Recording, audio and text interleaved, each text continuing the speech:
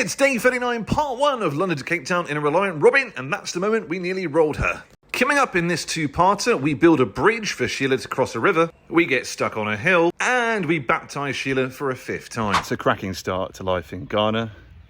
The hood is open once again, but why? The points have come out of adjustment a bit, so I'm going to try to readjust the points, and then there's mud inside the distributor cap. And the whole ignition system's a bit covered in mud, so try to clean it up and see if that works.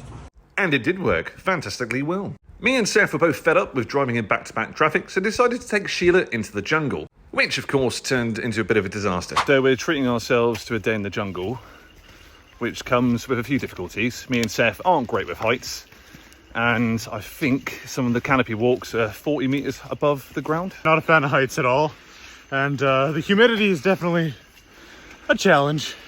But we might see some elephants. We were looking forward for a nice stroll around the canopies until we realised how high they were.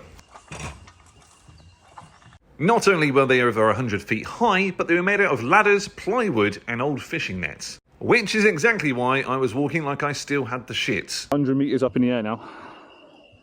If I fall either side of this netting, I am 6'4". I am dead.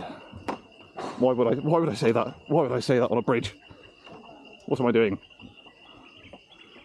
Why would I say that? You idiot, Ollie. We then spent the next couple of hours wandering around the jungle on something a little more my height. We took in the serene environment, and it was a nice break from the hot clusterfuck which is Sheila. He's hoping I was slip there. Now it was Sheila's turn, and I can't express enough how much we get mobbed whenever we stop. Ollie and I were looking at the map, and there's... That was our first mistake.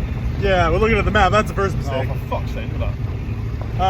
We saw there was a small road going through a part of the national park. Now, we have no idea the condition of this road, but we have now trying to get there. And, seems like a really bad idea.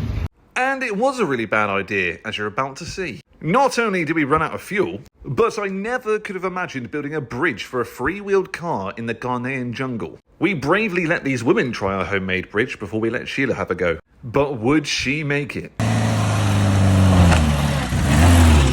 Join us for part 2, where Sheila gets stuck and we have to go over another bridge.